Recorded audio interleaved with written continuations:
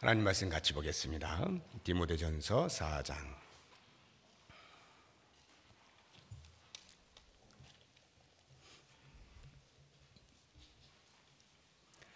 디모데전서 4장 7절에서 10절까지 말씀입니다. 디모데전서 4장 7절에서 10절까지 찾으셨으면 한 목소리 읽겠습니다. 망령되고 허탄한 신화를 버리고 경건에 이르도록 내 자신을 연단하라. 육체의 연단은 약간의 유익이 있으나 경건은 범사에 유익하니 금생과 내생의 약속이 있느니라. 미쁘다 이 말이여 모든 사람들이 받을만 하도다. 이를 위하여 우리가 수고하고 힘쓰는 것은 우리 소망을 살아계신 하나님께 두미니 곧 모든 사람 특히 믿는 자들의 구주시니라. 아멘. 오늘 새가족 수료식이 있는 날입니다. 우리 수료 받으시는 분들 손 한번 들어보십시오. 네, 네, 손 내리십시오. 네. 먼저 축하를 드리고 축하 파티는 좀 이따 하겠습니다. 말씀으로 제가 먼저 권면하겠습니다. 오늘 말씀을 보니까 사도 바울이 믿음으로 낳은 아들 디모데가 에베소 교회를 목회를 할 때에 권면을 하고 있는 장면이 나오는데 이것입니다.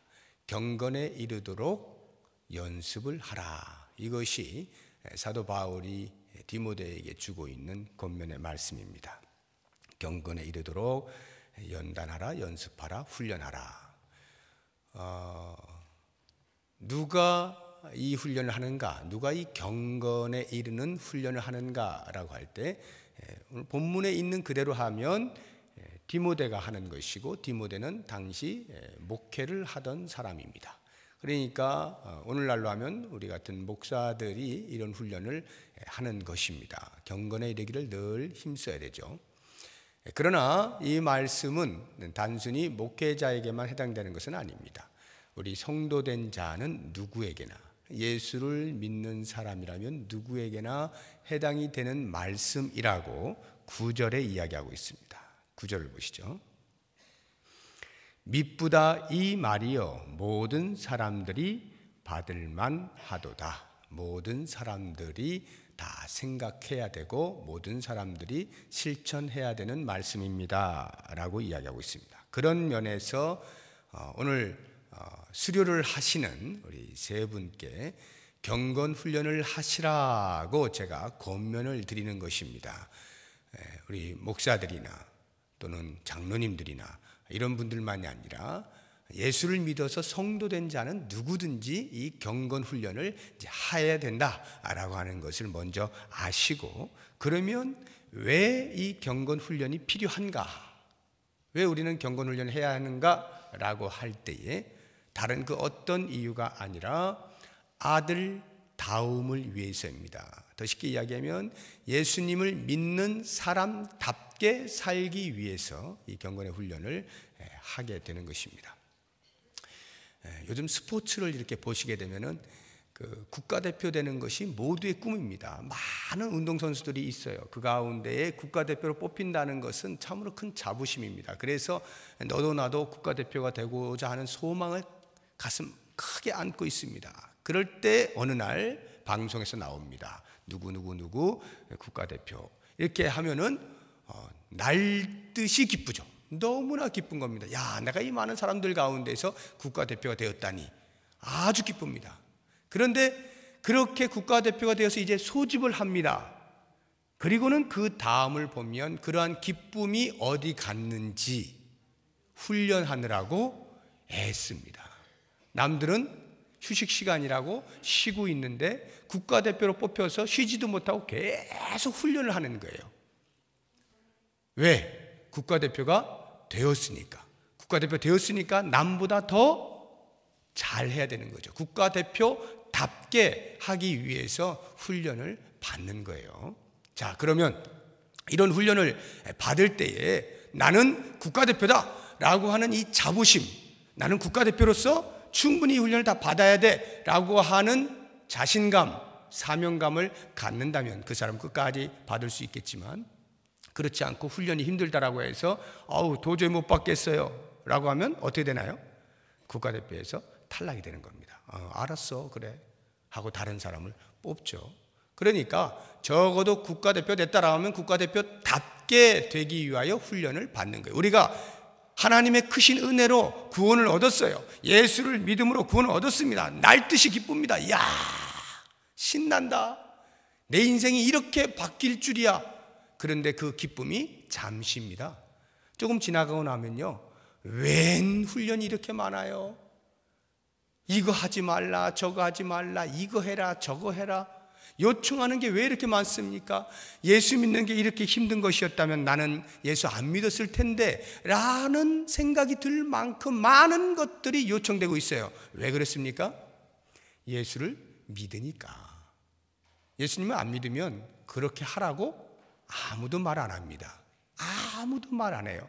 예수 믿는 사람다워지게 하기 위해서 훈련받으라는 거예요. 경건의 훈련을 하라라고 하는 것입니다. 그러니까 우리들은 마치 국가대표가 된 그 자존심을 가지고, 자긍심을 가지고 훈련을 견뎌내는 것처럼 우리의 그리스도인 다움을 위한 훈련들에 대해서 기꺼이 받아내는 것입니다. 그렇지, 이렇게 해서 내가 예수님을 따르는 제자가 되는 것이지, 내가 참 예수님을 믿는 사람답게 사는 것이지 라고 하면서 지금 당장 훈련받는 것 때문에 편치 않고 익숙하지 않고 어색한 것들을 해야 할 때조차라도 잘 참아낼 수가 있는 거예요. 그러면 우리가 이렇게 훈련을 받을 때에 먼저 어떤 훈련을 받느냐? 전에 무엇부터 버려야 하는 게 있습니다. 뭘 버려야 하는가? 오늘 말씀 보니까 7절에 망령되고 허탄한 신화를 버려라.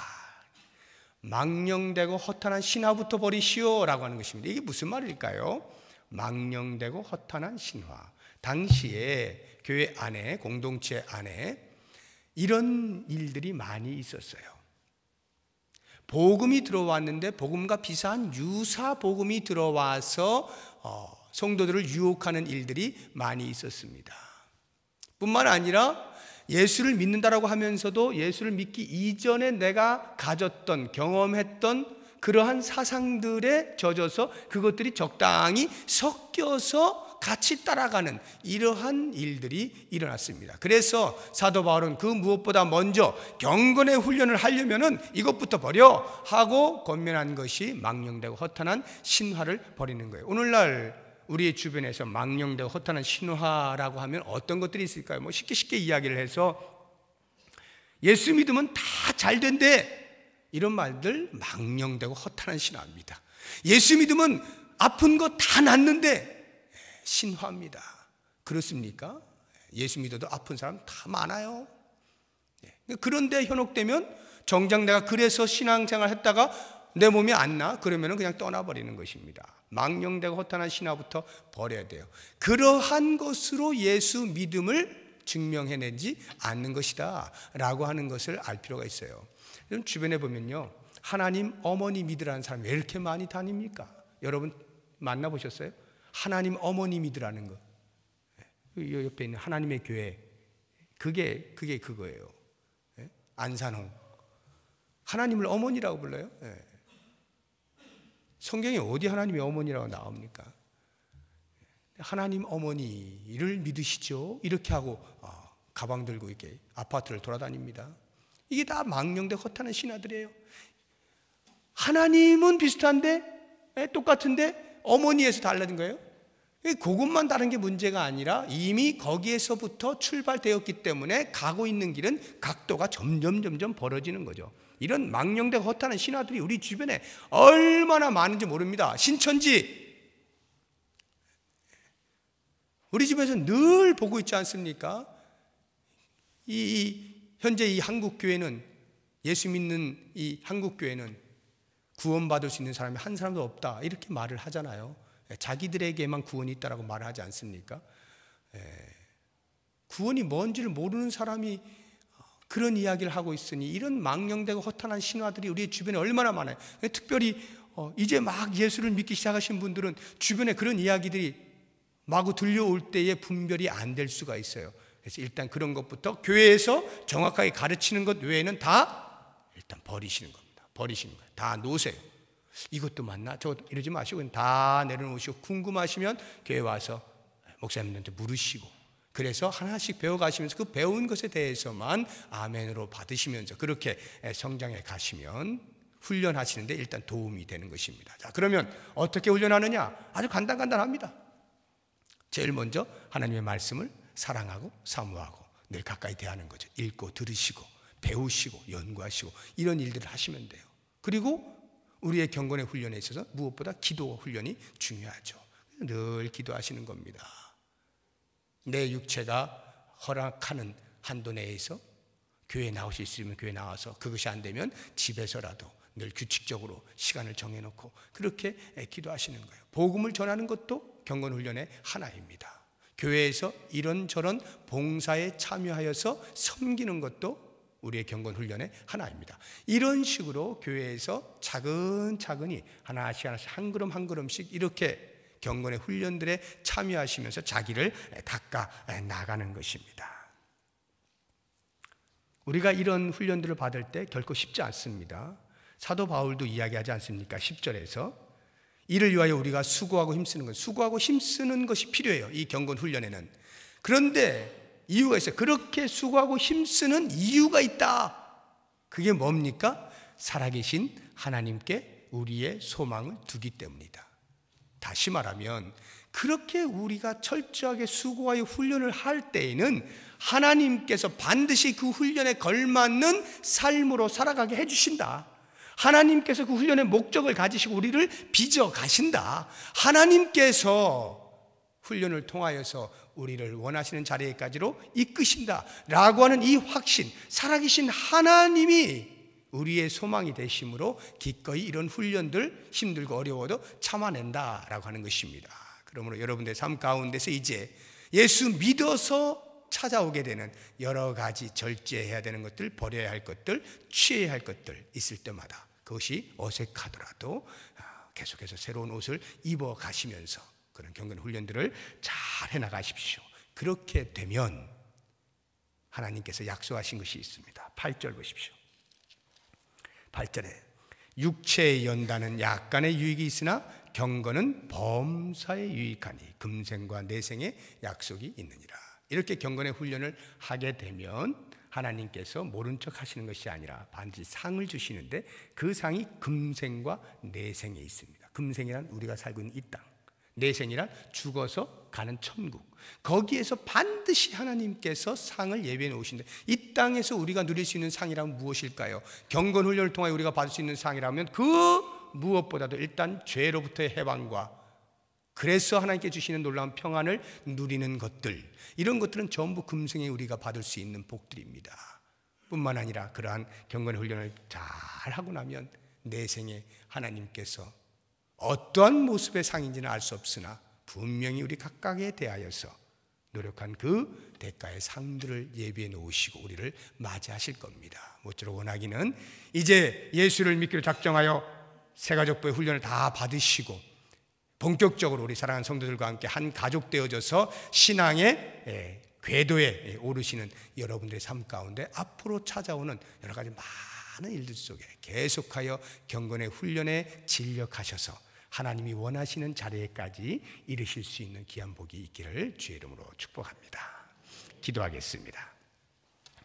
하나님 고맙습니다. 오늘 귀한 세 분이 5주 동안의 새가족부 훈련을 잘 마치게 하시고 이제 온 성도들 앞에서 우리는 새가족 교육을 다 마쳤습니다 확인하며 서로 한 가족 된 것을 기뻐하는 복된 은혜를 주신 것 감사합니다. 원하옵나니 이제 마음속에 찾아오신 예수 그리스도 놓치지 않게 하시고 그 예수님을 믿는 사람답게 살기 위하여 필요되어지는 여러 가지 훈련들, 자기 자신을 다듬어야 되는 것들, 절제하거나 또는 취해야 하는 것들에 대하여 기꺼이 동참하여 하나님의 수준에까지 이를 수 있는 귀한 우리 새가족부 될 수 있도록 축복하여 주시옵소서. 예수님의 이름으로 기도드립니다. 아멘.